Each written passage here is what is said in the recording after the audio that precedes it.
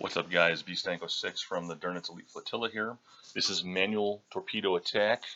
We just talked about 3 separate subjects before this one, which was manual range, manual AOB, and manual speed calculation. So now we're going to put those 3 things together and we're going to do a manual attack. We're at the Naval Academy. I've set this boat up to have a perfect 90-degree attack on that tanker that's in the Naval Academy torpedo segment. So let's get to work.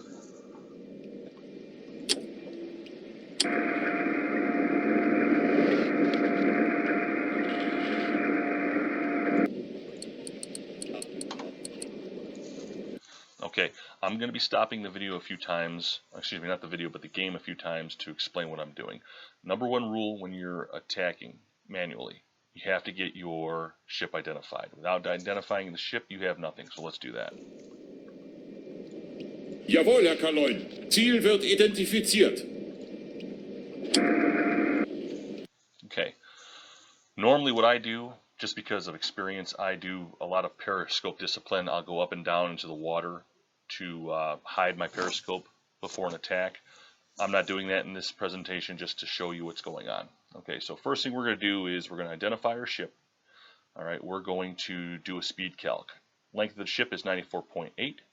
And if you remember how to do that, I'm going to put the vertical crosshair in front of the bow, start my chronometer when the bow touches this crosshair, and then end the chronometer when the stern crosses it. Here we go.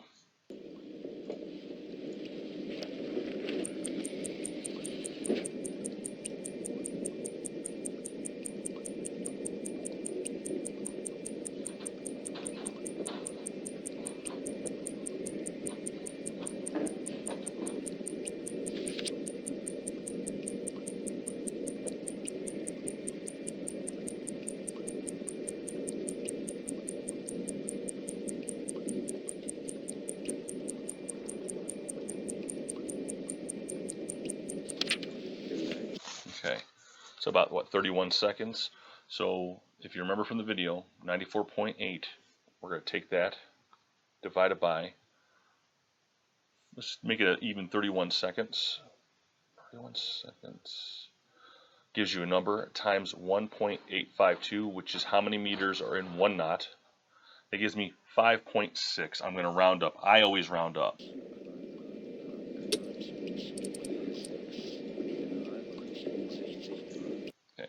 Next, we're going to talk about AOB.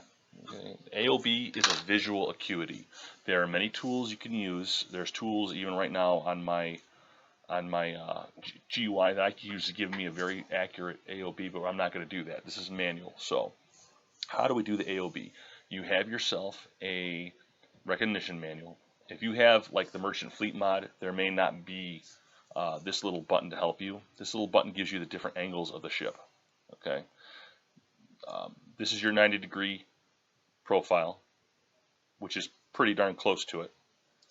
And here's your 45-degree, 20, and 10. Now we know it's not 10 degrees. We know it's not going away from us. You can tell. I can see the front of the ship, the side. I know it's coming towards me. It's not 20.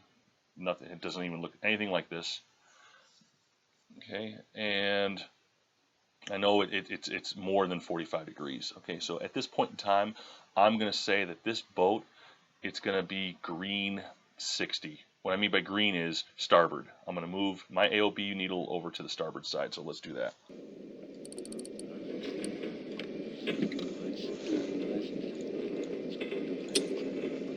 Now, if you notice what I did here, I pressed the green button on my TDC, because if I don't press green, the TDC is not locked in. So as the periscope moves, it's going to stay at 60. It's not going to move with the periscope.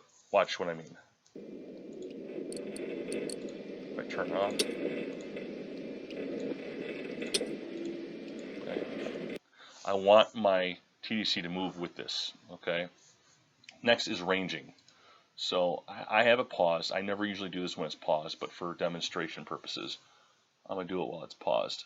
If you remember from the video, I'm going to take the horizontal line. I'm going to put it so that it is with the water line of the ship. I'm going to measure. It's about 5. I'm going to go ahead and make it 5. The mast is 26.6. 26.6 divided by 5, and just so that you guys know, I'm using the 6 power periscope. So the formula is the mast height divided by the tick marks 5, which equals a number, times, and if you remember my formula, it's 0.22 for the 6 times, or the 6 power periscope, 0.22, which gives me 1,170. So let's do that. I'm not moving my periscope whatsoever. I'm just going to lock it. Okay. So right now, everything is set. Everything is set right now for this attack. What I normally do is I set up my periscope so that this gyro angle reads 0.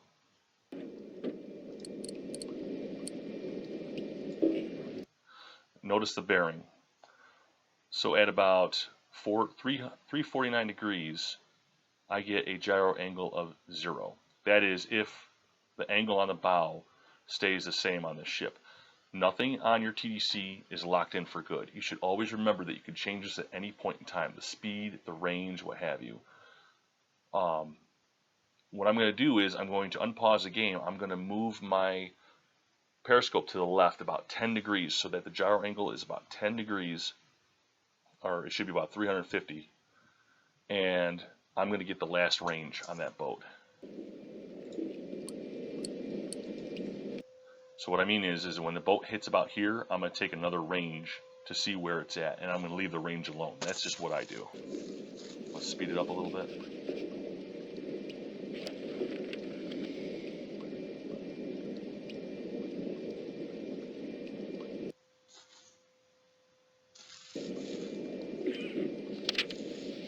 Okay, so it's about right where I want it to be. Again, I'm going to take one more range. It's about 5.5. Let's get that calculation here. That's 26.6. That's the mast height divided by 5.5 equals a number times 0.22. Gives me just about 1,000. So let's go ahead and make that change.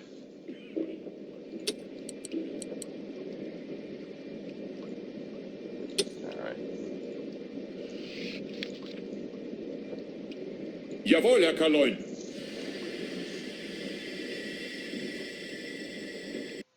For those of you who were reading or watching my TDC tutorial, I'm going to make my depth of this torpedo to be set just underneath the draft. Okay, this is how deep this boat sits in the water. I'm going to set it to about 5.2. I'm going to set it for magnetic, which it already is, and fast. I want the fastest time possible.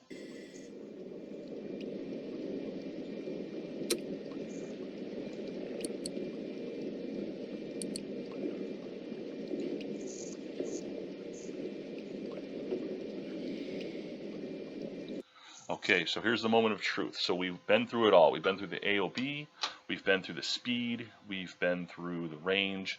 Let's see if this works. I have my gyro angle set to 0.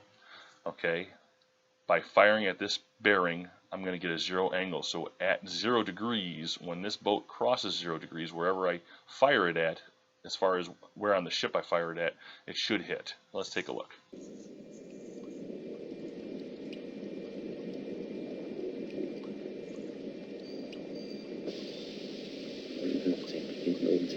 Rohr 1. Rohr 1. Los. Los.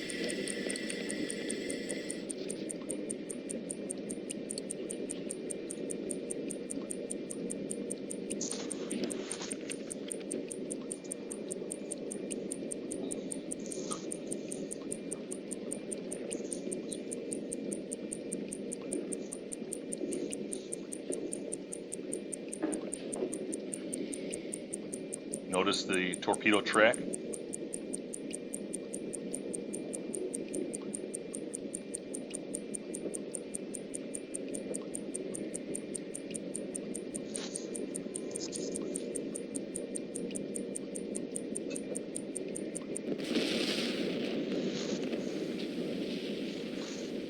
Okay, so it went just a little bit further than when I fired it, so it tells me my speed's off a little bit because I was moving. I was actually going about 2 knots, just switching from 2 to 1 knots. I had stopped the boat a while back, but there you go. I hit the ship. For those of you who are wondering, AOB and the speed of the ship is what gets the torpedo onto the target. Range does nothing more than the time. Okay, when you get better at the ranging, that's when you get better at hitting it closer to that red mark on the chronometer over here. All right, I hope this helps. I'm going to have more videos to come. I'm going to start showing you how to use some of these tools on top of manual targeting.